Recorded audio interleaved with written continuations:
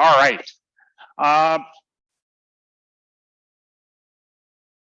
The interesting part of all of this is I would tell you that I'm not trained. I'm not a technical guy. I worked in human resources, so that's about as untechnical as you can get. But about the 5th time that Comcast raised my rates, both here, and we also have a place in Boston, in both places, I said, I need to figure this stuff out and see if there's another solution. And in fact, when we got to the point of making the decision for ourselves, between the two houses, I think we were looking over $400 a month in charges for the internet and for cable TV.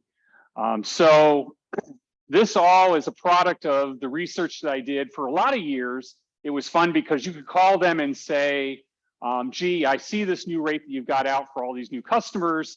I'm going to cancel my service unless I get that rate, and they would lower your rate. They don't do that anymore. They've gotten smarter about it. But there are things that you can do to lower the costs, whether you decide to keep Comcast or move to a different service. And the point of this presentation is going to be to walk you through what I've learned and what I've experienced. I'll take questions throughout the presentation. I'll probably repeat the question because I want to make sure that the Zoom recording we're doing here that we're going to post for the community later on includes not only what I'm saying, but the questions that you have about how things work.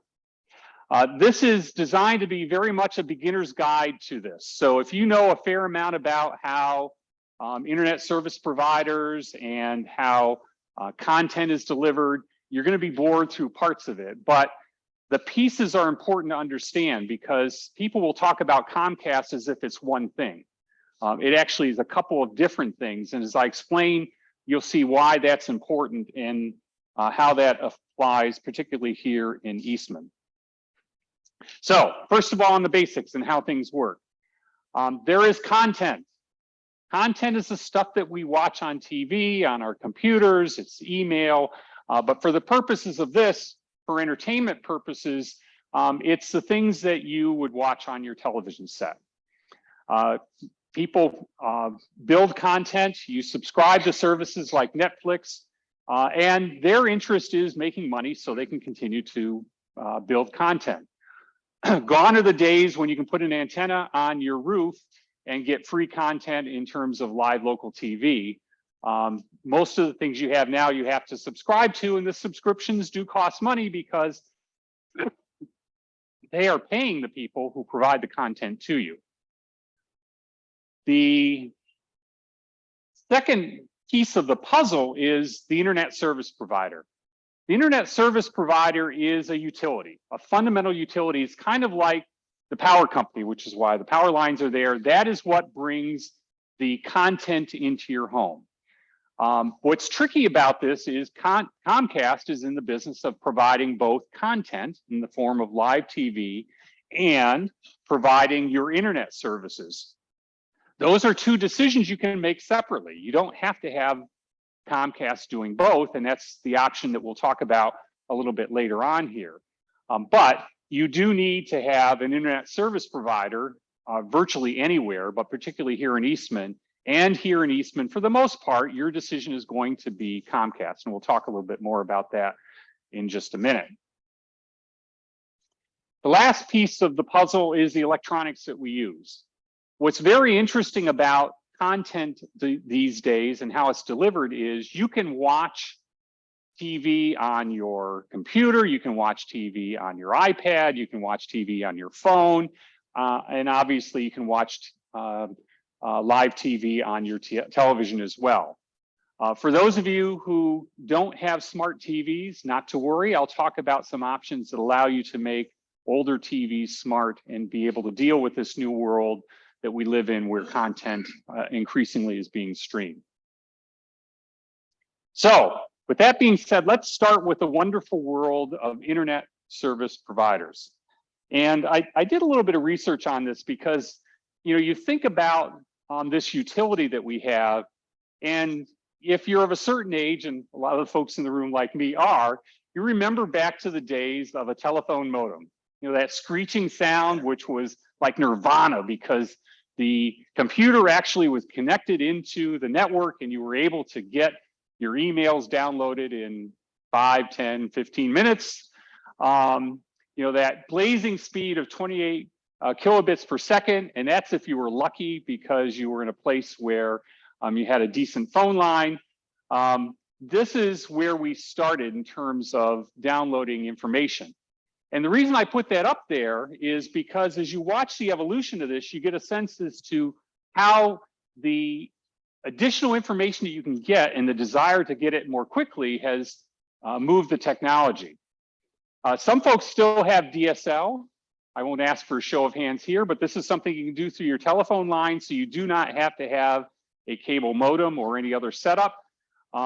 That moved up to 5 MIPS per second on average in terms of what the service is, which was 5,000 kilobits per second. So you can see that there was an exponential improvement in terms of the quality of download speeds that you had. And as a function of that, you started to see more things like people reading the newspaper online because they were able to actually download pictures and things much more quickly than they had in the past. Fast forward to where we are today. This is one of Comcast's cable modems. The lower side of the spectrum for them is 200 MIPS per second, which is 200,000 kilobits per second. So compare that with where we were in the old days of the telephone modem. This is what enables you to start to do things like video casting. It allows you to download shows, movies. It allows you to do gaming if you were into that kind of thing. And it gives you a sense of the exponential improvement that we've seen in bandwidth and how that's helped us to be able to take advantage of a lot of other services that previously you would have to go to the movie theater for. Yes? You're too young. Yes? You started at 300 bits per second, Uh-huh. and then 9,600. All right.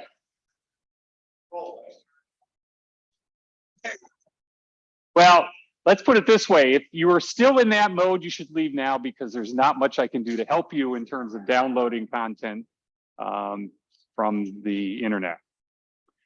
So now that you've got the lay of the land on internet service providers, let's talk about the choices that you have and how that plays into some of the things you're seeing happening in the marketplace right now. In Eastman, most of us, the choice that we have if you want high-speed internet, which is defined here as 200 MIPS per second or more, is Comcast. They'll bring a cable into your house. They'll connect a cable modem to that cable. You can either choose to use their cable modem or you can go to Best Buy and buy one that is compatible with their system.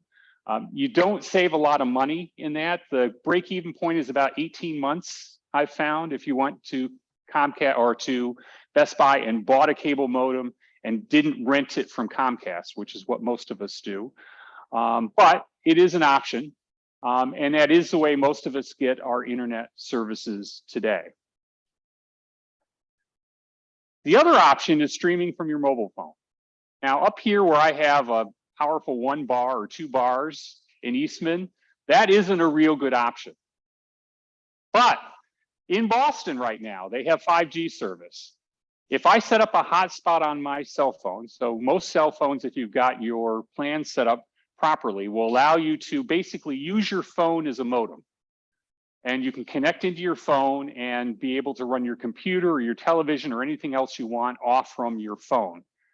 I'm getting 100 MIPS per second from my phone using that as a modem in Boston.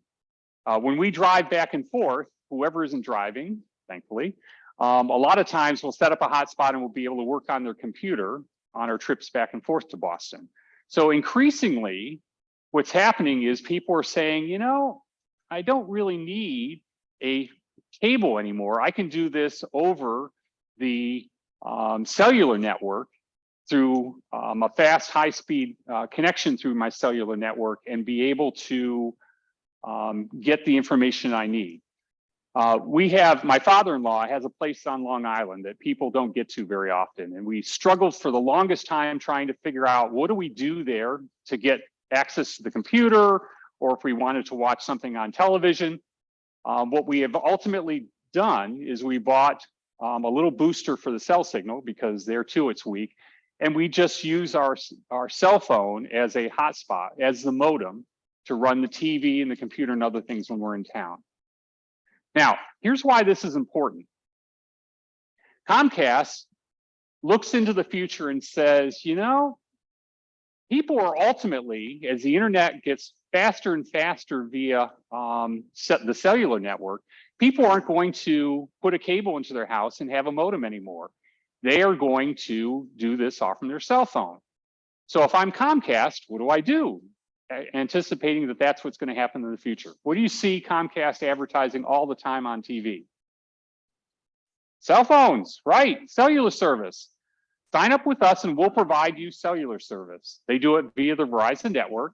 And the reason that they're doing that is because they know in the future, cable modems, I think, will ultimately start to pass by the wayside and you'll do wireless, just as old wired telephones have kind of gone by the wayside and people use their cell phones. The significance of this that we'll talk about a little bit later when we talk about pricing is you can get very good deals from Comcast right now if you're willing to give them your mobile phone business as well. So they will cut the price on your cable modem if you're actually using it, your cell phone with them as well. Hoping that one day when this transition happens, you will already be a loyal Comcast customer. Last up on internet service providers, the future, satellite. Elon Musk is putting lots of satellites up into the sky and running a service called Starlink right now. There probably will be other competitors. Right now, it's priced out, when I looked at it about a month ago, at about $100 a month. So it's not much cheaper than what you'd find anywhere else. But if you're out in the backwoods of Pennsylvania, where my uncle happens to live, and there is no cable service there, and there really is no cell service there, that is a way that you can also connect into the internet.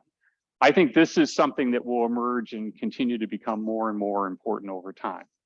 Does Starlink require an antenna on the roof? Just in the house? The question is, does Starlink require an antenna on the roof? I don't believe it requires an antenna on the roof. I think that you can put one up in the window. But it's still, it depends a lot on where you are because the satellites are not populated enough that you've got complete coverage. Other questions on internet service providers? Yes. Or cellular.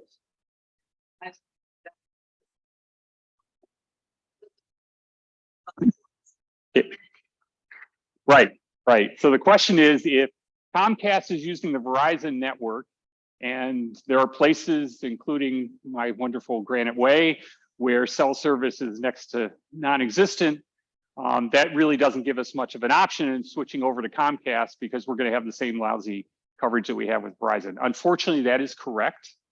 I would say that within your home, this is a kind of a sidelight. If you are having problems with your Verizon coverage and you call Verizon, they will give you something called a femtocell, which you can actually connect in your home and will give you 5 bars in your home. That's the good news. The bad news is one of the requirements for that to work is it has to have a cable or an internet connection.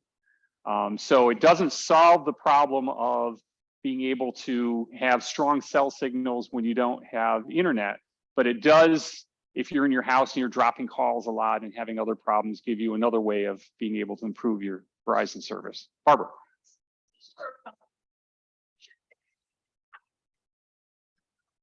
Yeah, yes. Right. So the point that's being made is that Xfinity is Comcast. Comcast will be delighted because their marketing campaign has been successful. They've convinced you now that Xfinity is the new wave and a new system that isn't Comcast because perhaps Comcast brand wasn't as well liked as they might have wanted it to be. But yes, for everything I'm going to say here, Comcast and Xfinity are interchangeable from a branding standpoint. Yes, Tony. If you come to the house, you know how ignorant I am. Okay, personal hotspot. Explain that more technically to me. So a personal hotspot is essentially, it is a router. It's the internet connection. So you know how you have, and it's more complicated actually, but I'll try and keep it simple. This modem that Xfinity gives you has a modem in it, which translates the signals coming over the wire. And it also has a router that sends those signals out into your house. Your phone can do exactly the same thing with the cell signal that it receives if you have signed up for that service with Verizon or your carrier. And there's a setting on your phone that would allow you to turn it on. And then just like you would log into your Wi-Fi network, you can log into your phone from your computer and allow that to essentially act as the modem and router. To put it another way, right? It basically interlocks Wi-Fi to all of your devices in the house that don't support cell phone service, right? So if you look the Wi-Fi to your hotspot, your hotspot will then convert that into a mobile signal, cellular network for your data. Right. There's a question back here. You mentioned that there was sort of a booster thing that you could get from Verizon to boost the cell service in your house, or it had to be hooked up to the cable. Yes. How is that different? Calling over Wi-Fi, since it's still using your signal from the cable by Wi-Fi. I think it is very similar. One difference is if somebody isn't logged into your Wi-Fi network, they can still have the 5 bars when they're sitting in your house to get cell service. So that's the difference between calling through Wi-Fi and calling through this separate femto cell. Yes. Well, Verizon seems to work pretty well for me, and I also am aware that there are people that have AT&T service. Can you compare those? It's same concept. It depends on where you are and your proximity to a cell tower, I suspect. But I would say that, right. Yeah. Right. No, I think that there's a love-hate relationship with all of the cell phone providers, particularly when you're up in the mountains of New Hampshire. Granted, is not a good thing to try and go through when you're a cell signal, so that makes it even more complicated. And again, as I'm talking about these choices in internet service providers, if you're on Route 89 going up and down, other than Warner, where there's the notorious dark spot where your cell service drops every time, you can get away with streaming from your mobile phone. Most places in Eastman do not have enough strength, which would provide enough bandwidth to allow you to be able to use this as a viable option. The reason I put it up here is if you're in a metropolitan area, it is, and more importantly, it explains why you can get some very good deals from Comcast right now if you switch your mobile phone service over, because they know over time, even in the backwoods of New Hampshire, cell service will become faster and faster and faster in terms of download speeds, and that will ultimately produce a situation where their cable modem business goes out. All right, so that's the world of internet service providers.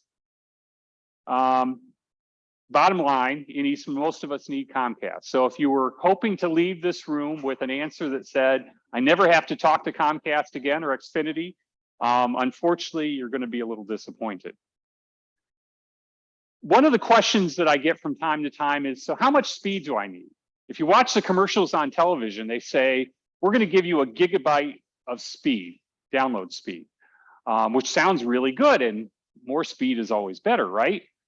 So I actually found a very interesting site, and I'll walk you through a couple screenshots of it just to give you some perspective on how much internet speed you actually need. And this is an area where you probably can save a little bit of money, because if you signed up for a gigabyte of download speed thinking that I don't want to ever have a pause in my Zoom call, you may be surprised that you don't need that much. So if you basically share or limit your internet use to a couple of devices in your home that are doing email and doing web browsing, this is Consumer Reports. The URLs down here in the bottom, you can use this tool and model whatever you might be doing. But what they recommend is that you would need only 12 MIPS of internet speed. Now remember, Comcast basic package is at 200. So a lot of extra room there. If you also start to stream video and do Zoom calls and stream music, even if you've got all that stuff going on at once, you're only at 27. If I take it up another notch and say, you know, the kids are in town, so they're all here using my bandwidth as well. So they're doing email and social media browsing on their devices. And I got a couple of TVs streaming video, and I've got a couple of security devices like Rick's Zoom doorbell, and I've got a Zoom call going on. Even with all of that working at the same time, you need about 92 MIPS of internet speed in order to make those work. So the bottom line with all of this is, unless you are doing running a business out of your home, I would suggest that you're going to find that 200 MIPS is probably more than enough. And again, the URL is in the presentation. Go ahead and take a look at that as a way of being able to do some modeling for yourself as to how much bandwidth you actually need within your home. With that said, let's move on to content. So you're using Comcast as your internet service provider if you're here in Eastman, because there aren't a lot of choices. By the way, if it's something that'll drive you crazy, in Boston, we have 5 or 6 choices for internet service. Remember up here in the backwoods of New Hampshire, where I said it was about $100 a month, including the rental of the modem for my internet service here. In Boston, it's $30 a month, and that includes the rental of the modem. So if you ever wanted to study in economics to know whether monopolies are a good thing or a bad thing, as competition comes in, you will see improvement. But we are here in New Hampshire, and therefore, you know, we're dealing with what we have as far as service providers. Yes. Someone on the listserv said that portions of Eastman that are in, I guess it was Springfield, are getting the fiber optic. Yes, that is my understanding as well. Because fiber optic makes it kind of competitive, right? That would be through the phone company. Right, right. So, well, fiber optic is another line that would come into your house, but yes. Springfield worked with, I believe, the state of New Hampshire to get funding to do that across Springfield. And that's why that's available there. I don't know a ton about it, but yes, to the degree that comes in, that is helpful. To the degree internet speeds over your telephone become faster, that becomes helpful. There are lots of different ways. You can also, if satellite becomes more ubiquitous, that price point will come down, and that will be helpful. Hoping someday, I mean, you say Comcast is a utility. They're a utility with a monopoly. Correct. And we could use competition. Yes, I agree. All right. So Comcast is also a content provider. And what I'd like to do next is talk a little bit about content providing and the prices for those services and some of the options you have there.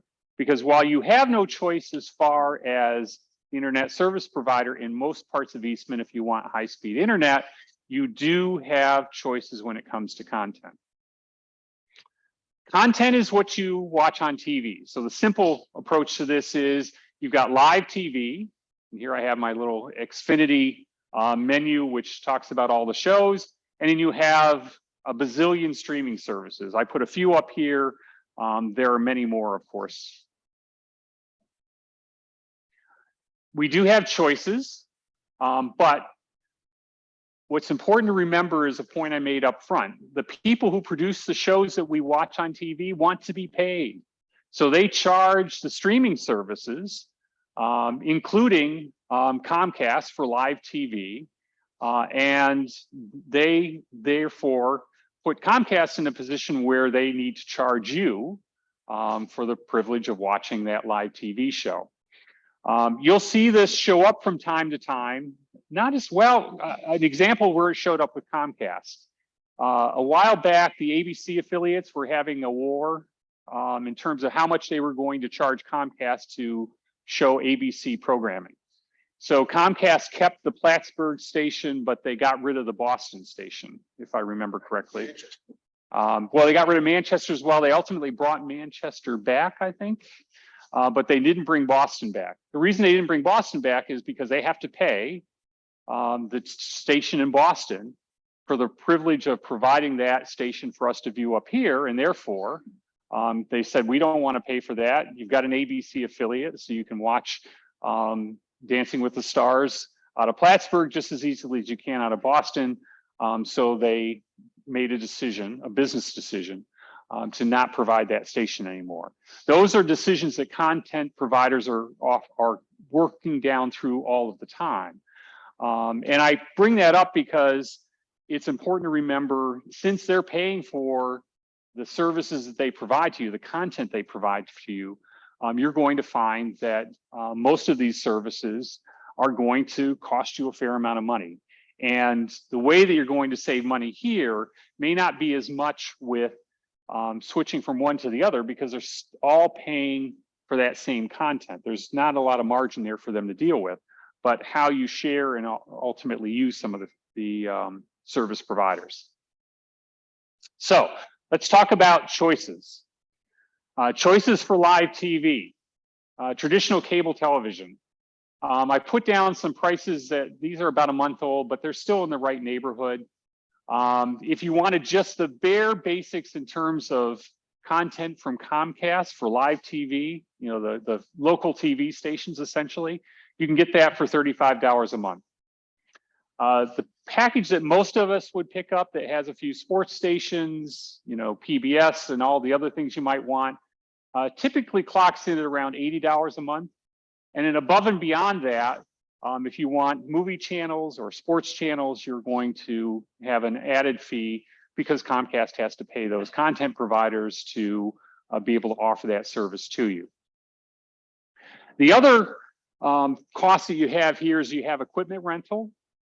There are ways to avoid equipment rental by buying equipment. TiVo has a product, but it's pretty complicated, and I don't think that the break-even point in terms of doing that makes a lot of sense. What is available, and I can help you with, is if you have multiple TVs and multiple boxes in your home, there is a way to have the main Comcast TV cable box and then have your smart TV or a device I'll talk about in just a few minutes that is put out by Roku or Amazon Fire Stick to basically have the Comcast TV app on it that allows you to have Comcast service provided to that TV, even though you don't have a Comcast satellite box. That'll save you $10 a month for every TV you have in your home. So there are ways to avoid some of the costs, but for the main box, for that to work, you have to have the main Comcast box in your house. The other thing that you hear about are these live TV streaming services. And I put up some of the bigger ones here. I also have a reference here at the bottom that is from CNET. They've done an excellent job of basically describing each of the services side by side, what the price points are, what kinds of stations that they offer, so you can see which of these might be most appropriate for you. The cost of most of these services is around $75 a month. It'll go up a little more, down a little bit more, depending on what stations you get, just like it does for Comcast.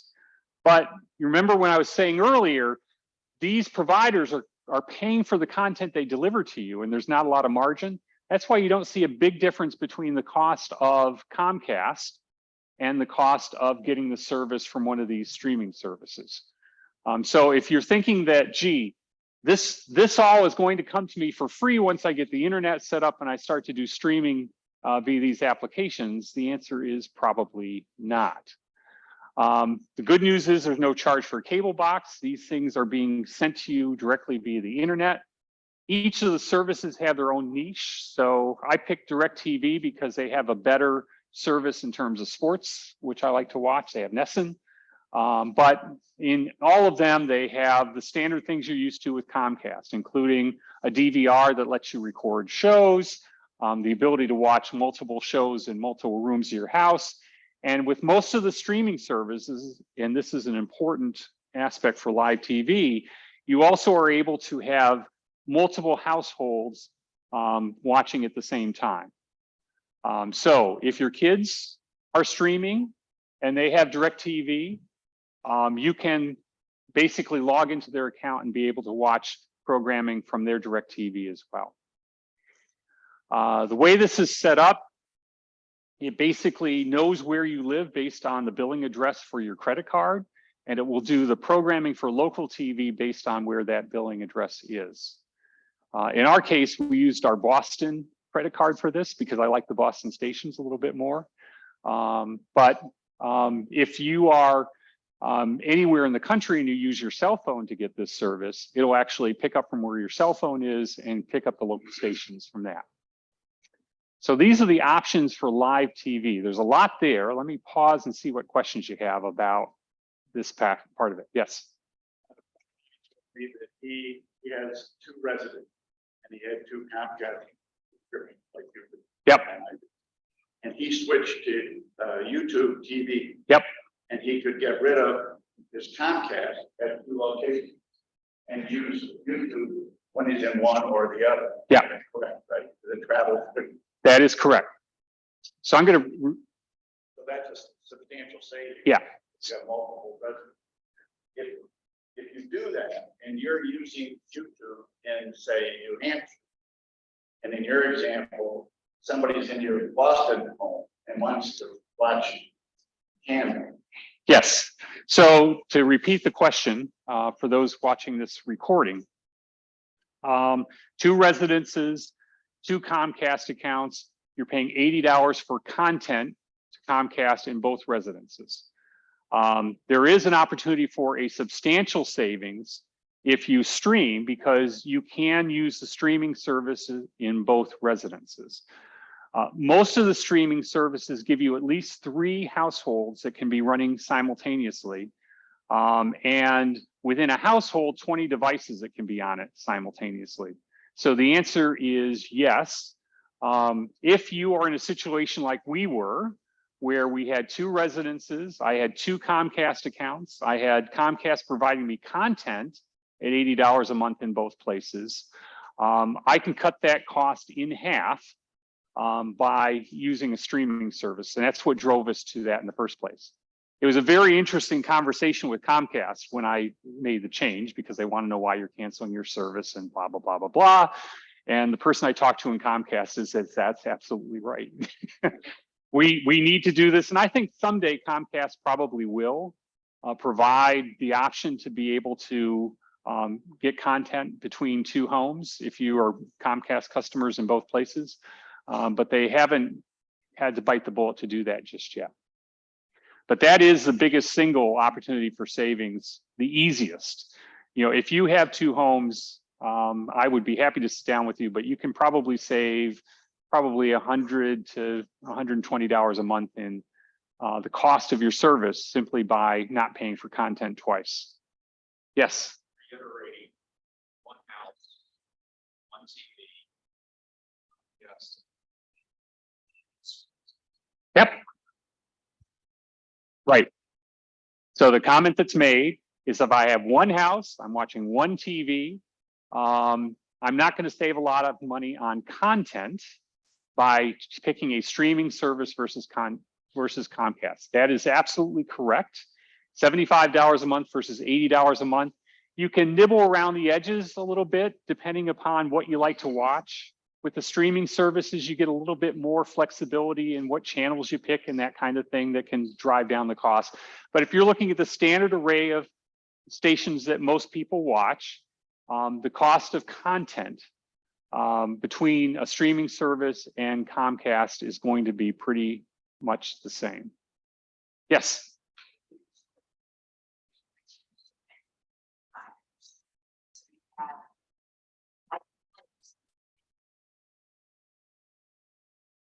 Yeah, so the question is, if I have two residences and I have two internet service providers, would having a single streaming service for content work? The answer is absolutely yes.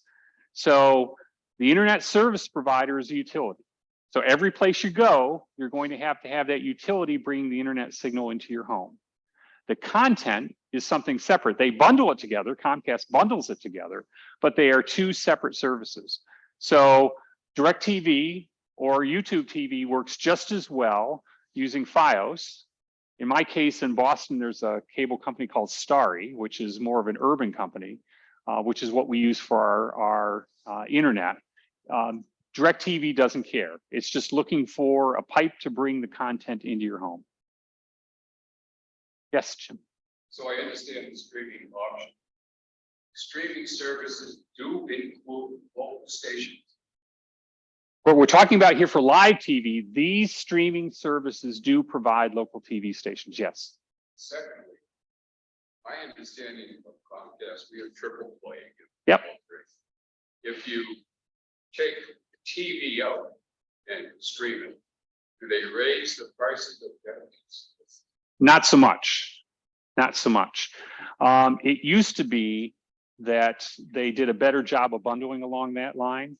Now with and I'll show you some bundling options with Comcast that can save you more money. But now what they're really focused on is making sure they support and continue that internet business. So my internet bill here in beautiful Eastman is about $90 a month for Comcast.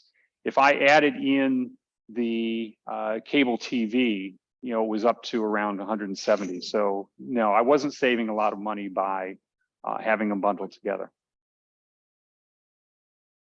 All right. The other channels. So when you're talking about content, just as when you sign on with Comcast, you pay extra for Netflix and you pay extra for probably less Prime Video, but HBO Max.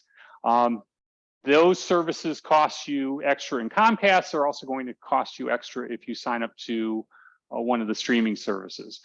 The streaming services will bundle those just like Comcast does.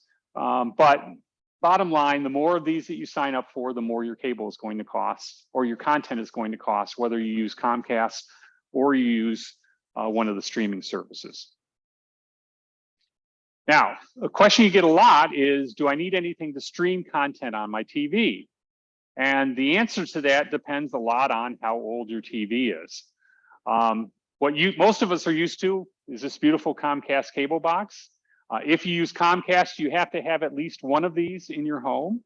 It's $15 a month to rent, $10 a month for each extra box. But as I mentioned before, if you have a smart TV or use one of the devices I'm going to point out here in just a moment, you can basically get rid of the extra satellite cable boxes.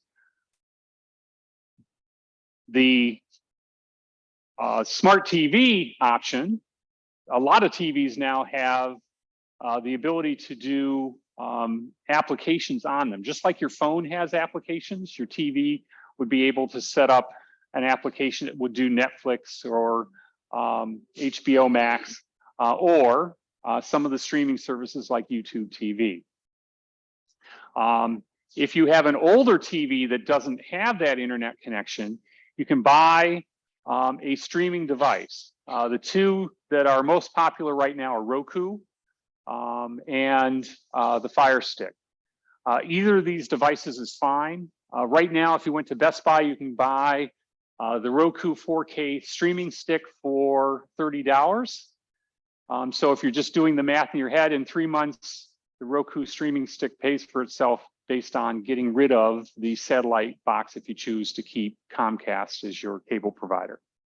The person that taught me that, by the way, was a Comcast technician that came to our home to fix some problems that we were having with our cable service. And again, if you're scared of this kind of stuff, don't be.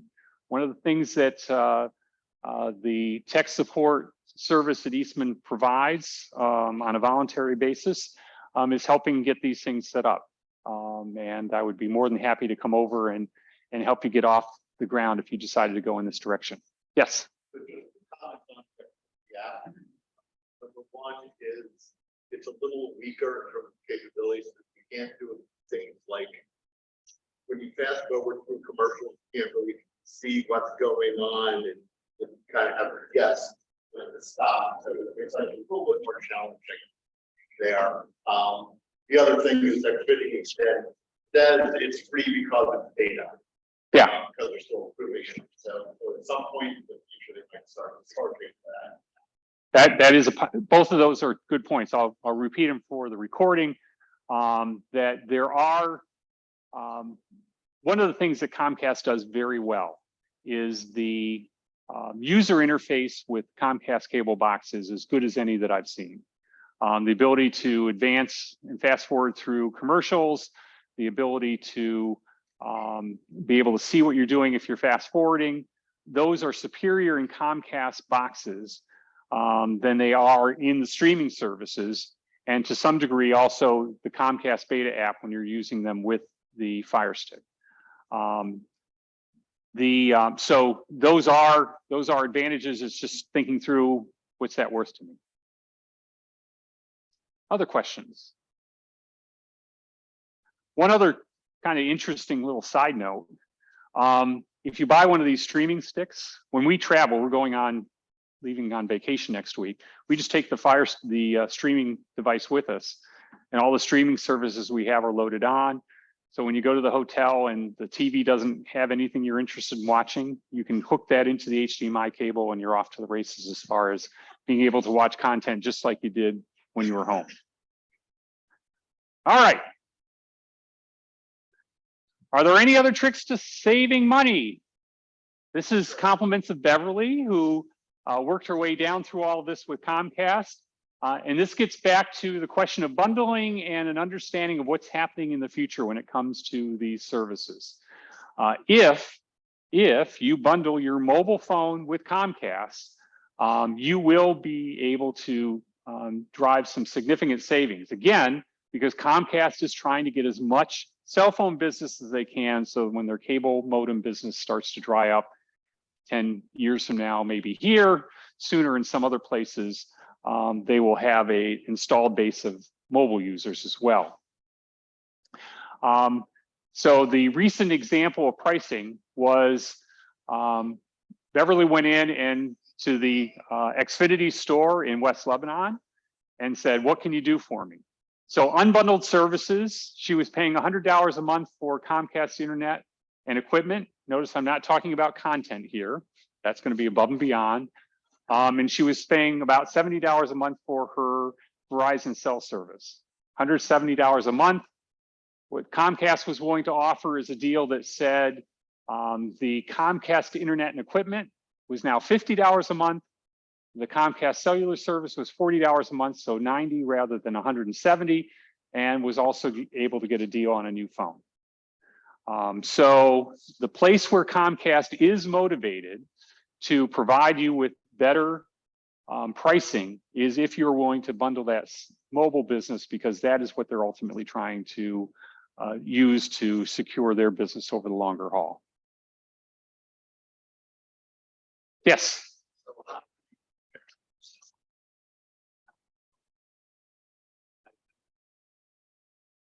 Beverly, have you seen any difference in the cell service on your phone?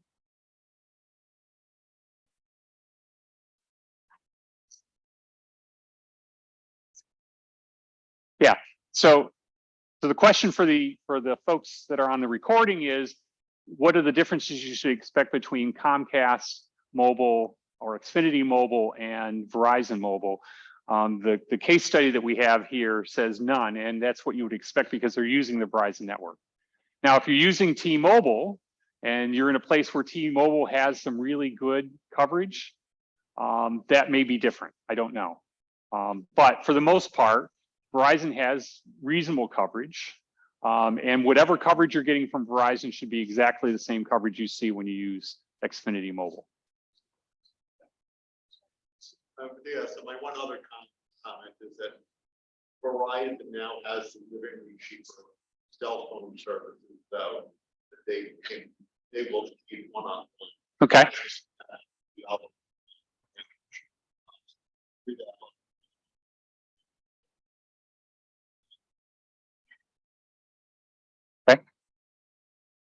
Okay. Yeah, and so the point that's being made again for the recording is that if you do pricing in terms of your mobile service, whether it's with Verizon and some of the sub brands that they've set up or with other services, you're able to get some good deals, particularly in the early years. All right. So let's break it all down in terms of what the economics look like. And again, this is now 2 months old, I guess, but gives you a sense, at least in terms of one case study. So first of all, internet and cell phone. You saw the bundling discussion that we had just a moment ago, and you saw the savings that came from that. There was not a huge savings when it came to live TV. You can save money on equipment rentals just based on some of the things that you might do in using your smart TV or using some of the other devices that you can purchase. So this is the bottom line in terms of savings using that set of experiences. Again, if you are streaming content or if you have content being delivered in 2 different residences, this becomes almost a no-brainer because this cost for live TV that you see in light gray now at $80 is $160. And you don't need to pay for it twice. You don't need to pay for it twice. If you have a child that still talks to you and is interested in working with you on on live TV streaming, most of these services do provide for the ability to share between households. Not unlimited, but 2 or 3 households, which would allow you, by the way, if you and your significant other are in different places and want to be watching TV at the same time, to do that as well. So that is the good, bad, and somewhere in between as far as all of this. Most of us will continue to depend on Comcast for at least the near term. There are lots of options when it comes to content, but since the content providers are charging the services that give you that content, you shouldn't expect to see a ton of savings just on content alone. And last but certainly not least, a short commercial for Eastmancares.techhelp.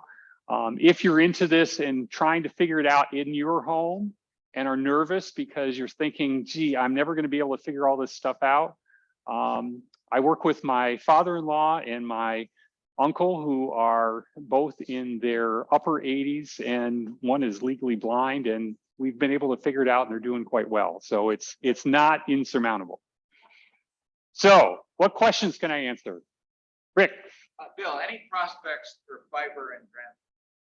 Any prospects for fiber in Grantham? I don't think so. The funding that, my understanding at least, is the funding that Springfield accessed for this is no longer available and is something that Grantham did not opt to try and pursue. So I don't see anything in the near term, at least in subsidized service. The big challenge for putting in fiber is this infrastructure. The question is, how much money do you want to invest in infrastructure in places where the density is not that great? Now, I could be proven wrong tomorrow and I would be delighted if that were the case. But I'm not aware of anything on the near term horizon. Have you heard any rumors or? Consolidated Communications phone company in Grantham, and they keep talking about video fiber coming, and when I try it, it's not in our area. Yeah. Yet. Yeah. In the back, yes.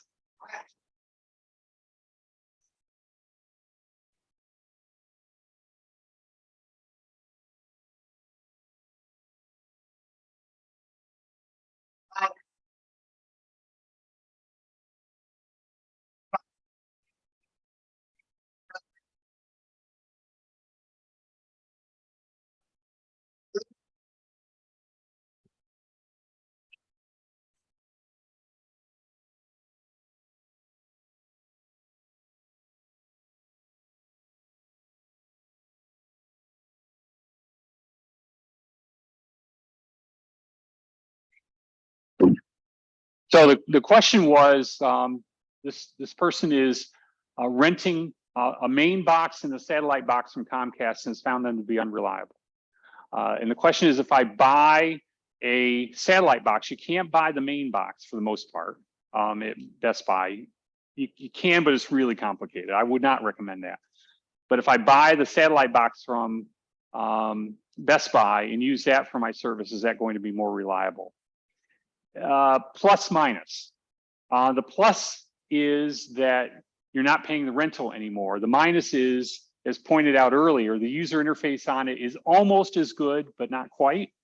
And Xfinity likes to point out that it's a beta app, so someday they may pull the plug on it. But for me personally, and for my family members, I've set them up with satellite boxes using the Roku stick or putting it on their smart TV native, and they haven't had any problems with reliability.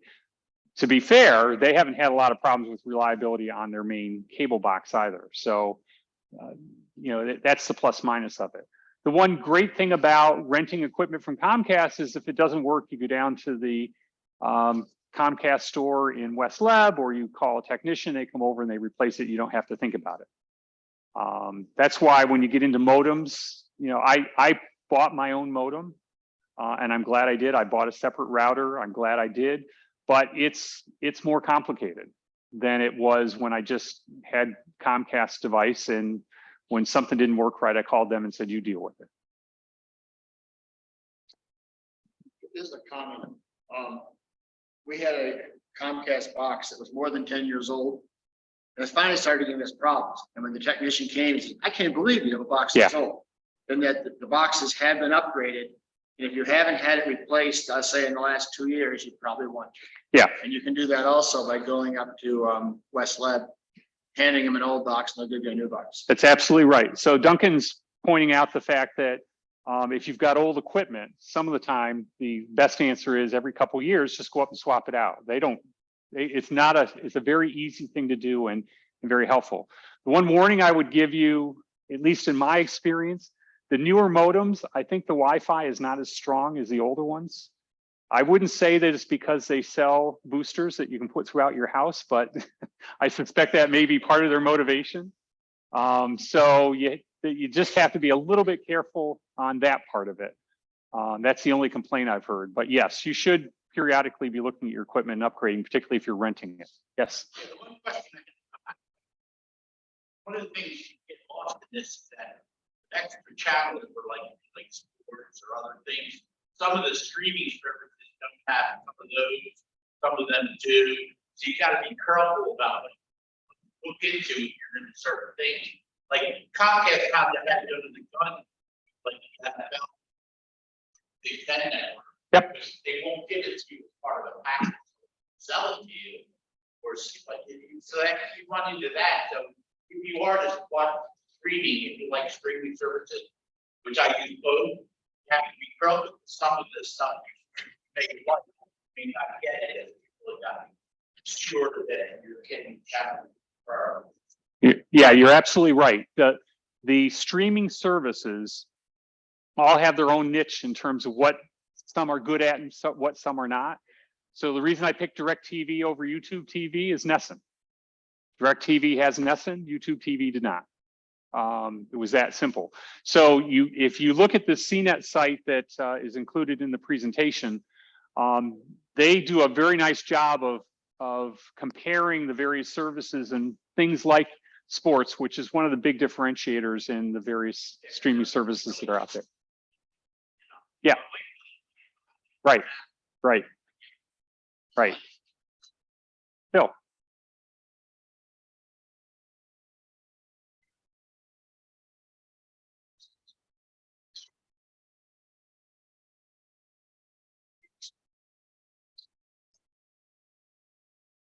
So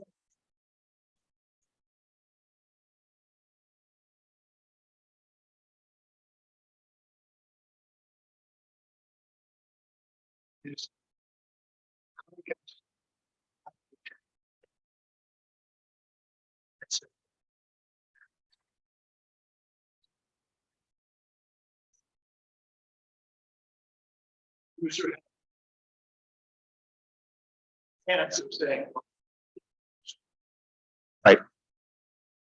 Just state of New Hampshire, any.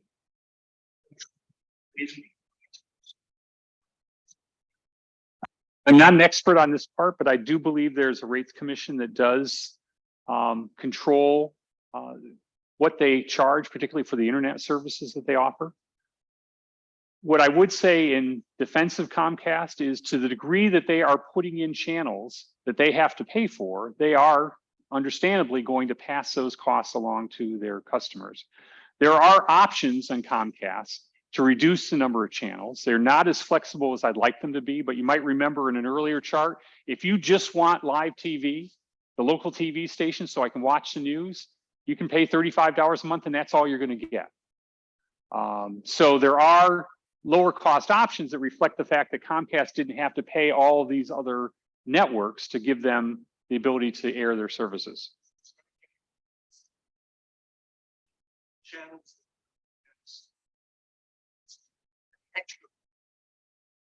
Choice. Yeah. Yeah, that part I can't speak to in terms of pricing strategy or defend all the things they do. And as a former Comcast customer in quite a few different places, I share your frustration with that, particularly the monopoly part of it. But you are going to find that to the degree you're streaming content, somebody who provides that content is going to want to be paid for it. Yes. I don't want to harp on it too much. Honestly, they're not really Comcast, it's content providers. NBC and Comcast negotiate, and Comcast said we want NBC, and Comcast says no, we'll give you NBC and this channel, this channel, this channel, this channel, and here you get it all. We're going to charge it. Right. And cut into that. There was that whole negotiation, then Comcast, then Comcast kind of nerves that and says, okay, I'm forced to pay NBC commercial for this, therefore I'm going to pass the charge along to my customer. Right. The part of the problem is the content providers, once Comcast. Right. All right, over here. So, are you advise everybody, 2 kids, one in Atlanta, one in Tampa, to get basic internet connection? And share the live TV streaming? So, yes. What I would say is if you choose to join in with them to stream your TV, the one downside is going to be your local news is going to be what's going on in your kid's place in Atlanta or Tampa. So that's the downside. There are ways to work around that I could show you, but it's too complicated to get into here. But that's the flip side of that. Here.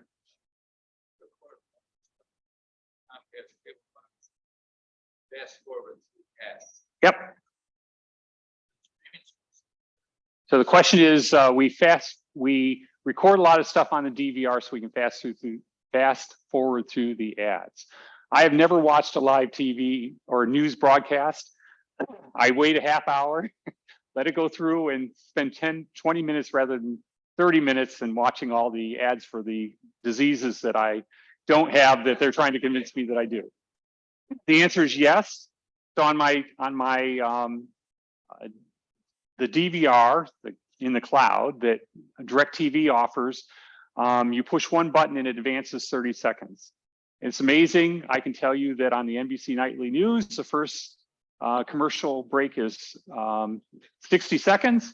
And the second is 7 clicks of the button because that's the number that you have to go through. So yes, the streaming services, most of them offer the same capability. What I would say, back to the point that was raised over here, Comcast is better in terms of the user interface. They all offer something. They're a little bit more kludgy than what Comcast offers. Paul.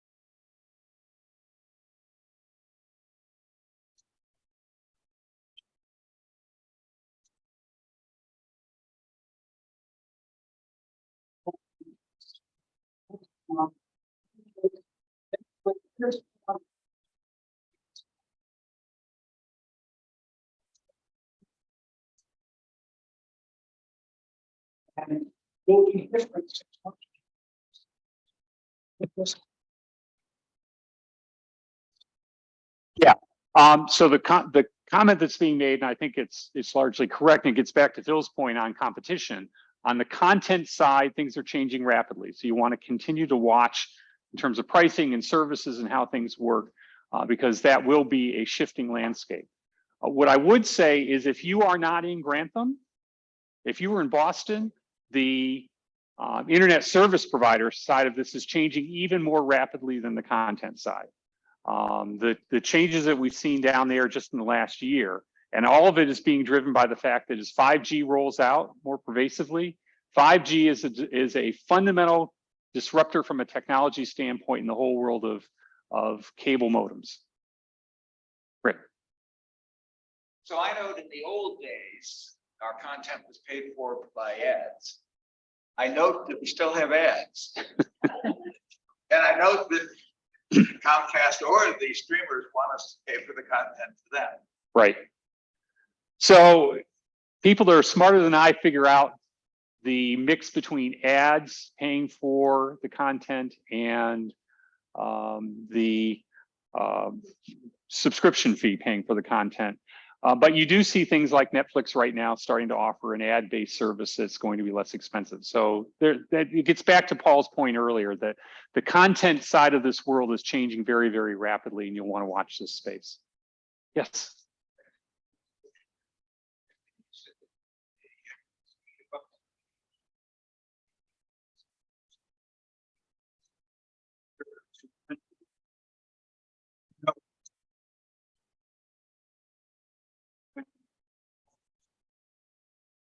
I think 200 is their base service, at least last time I checked. And to give yourself a little bit of room, that's not bad. By the way, that the data that you saw here isn't from me. I went to Consumer Reports for that, and I would strongly suggest using that as a reference rather than my own personal experience. Beverly.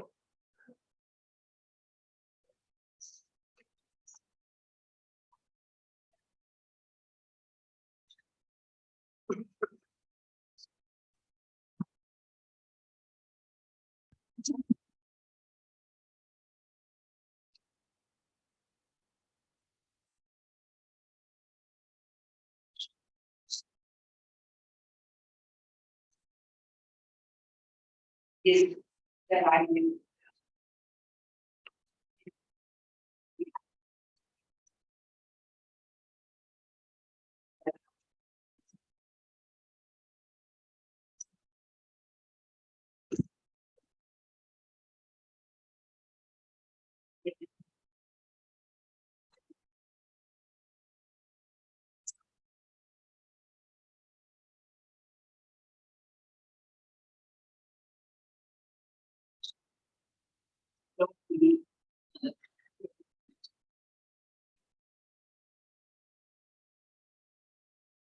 The other thing about speed is that when you're still with you.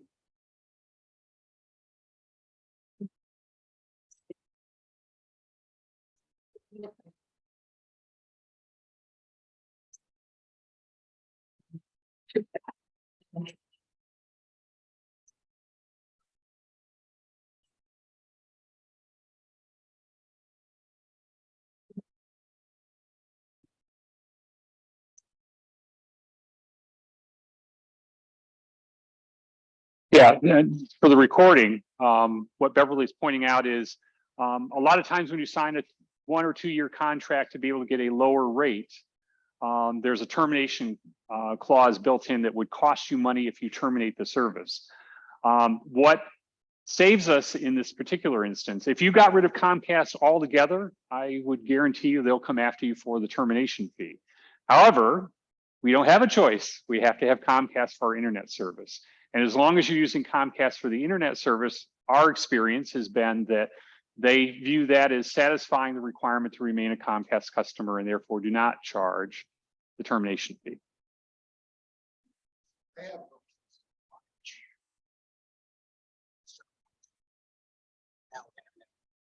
Yep.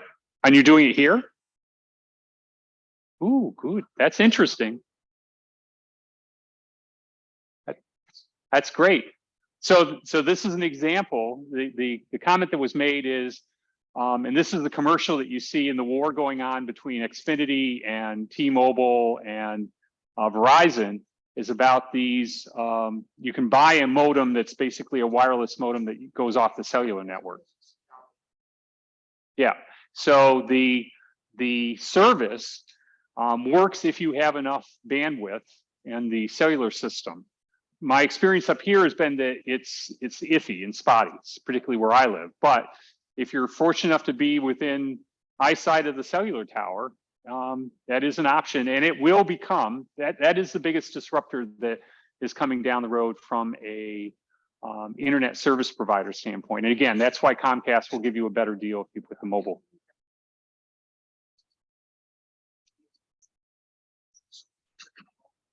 Mm-hmm. Yeah. Right. Don. Something that hasn't been mentioned is our smart watches. Several years ago, Comcast, Xfinity, could not provide that service for me. So went to Verizon. Do you know if that has changed? I don't. The question was about doing smart watches. Now, first of all, you're talking about a watch that is connected to the cellular network. Most of us who have smart watches don't have that. We go via Bluetooth to our cell phone to the network. So unless you have a cellular watch, it doesn't matter. And I just don't know the answer. I would imagine within 5 minutes of being in the Xfinity store in West Leb, they'll answer that for you quite quickly. And They said they didn't have it yet? Okay. All right, one last question, yes.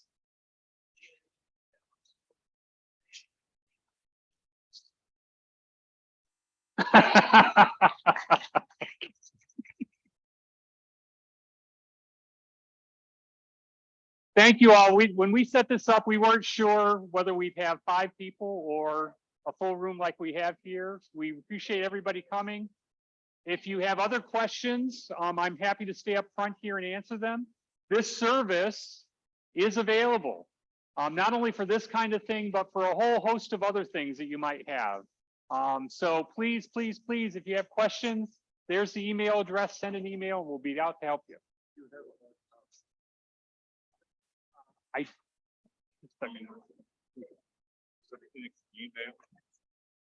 That's a